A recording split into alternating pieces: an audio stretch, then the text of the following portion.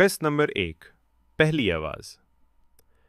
रात की ठंडी हवा में हल्की हल्की नमी घुली हुई थी।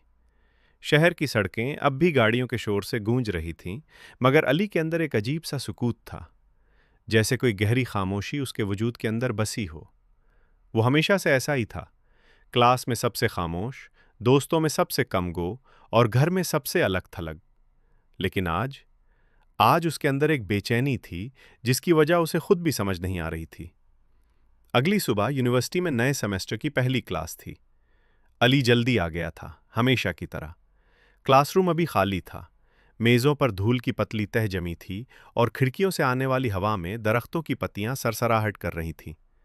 अली अपनी कुर्सी पर बैठा नोटिस देख रहा था कि अचानक दरवाज़ा खुला। एक लड़की दाखिल हुई, आहिस्ता कदमों से मगर एतमाद के साथ। रिदा। वो नई स्टूडेंट थी, इस सेमेस्टर पहली बार यूनिवर्सिटी आई थी। लंबे घुने बाल, सानुली रंगत और आंखों में एक अजीब सी गहराई, ऐसी गहराई जैसे अंदर कोई तूफान छुपा हो। अली ने सर उठाया और जैसे ही रिदा उसके पास से गुजरी, एक आवाज सुनाई दी। न बोलने वाली, न चीख, बल्कि एक गहरी, टूटी हुई, डरी हुई सांस, जैसे कोई मदद के लिए दहाई दे रहा हो मगर आवाज बन ही न पा रही हो। अली ने चूक कर इधर उधर देखा। कमरा खाली था, सिर्फ वो और रिदा। वो आवाज कहाँ से आई थी? रिदा अपनी जगह बैठ गई, किताबें खोली और हल्की सी मुस्कुराई। मगर उस मुस्कुराहट के पीछे अली को एक और आवाज सुनाई दी, एक दबी हुई, घटी हुई सिसकी। अली के हाथ कांप गए। ये क्या हो रहा है मुझसे? उसने दिली दिल में सोचा। पूरी क्लास में वो आवाज बार बार गूंजती रही। जब भी रिदा बोलती, उसे ऐसा लगता जैसे अल्फाज के पीछे कोई कैद में पड़ी रूह कांप रही हो, चीख रही हो, फरियाद कर रही हो। अली ने पहली बार महसूस किया कि ये आवाजें बाहर से नहीं आ रहीं, ये सीधी उसके जहन में उतर रही हैं। क्लास खत्म हुई। रिदा उठकर बाहर जाने लगी।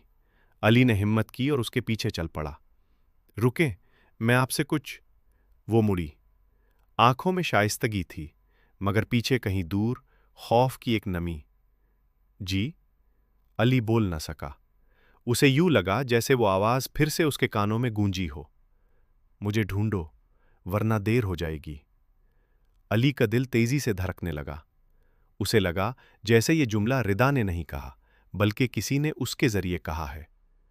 रिदा ने इसे हैरत से देखा, कुछ लम्हे इंतजार किया, फिर आहिस्ता से बोली, अगर आपको कुछ कहना है तो कहें, वरना मैं जा रही हूं।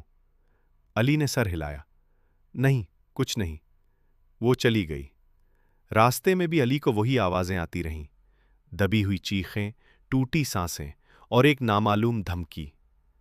रात को अली देर तक जागता रहा, मगर जब नींद आई तो एक ही ख्वाब आया, वही लड़की, अंधेरा और एक लरसती हुई आवाज, मुझे ढूंढो, वरना बहुत देर हो जाएगी।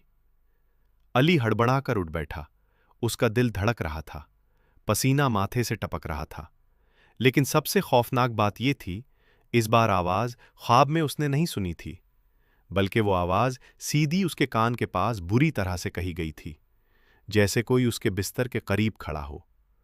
किस्त खत्म, जारी है।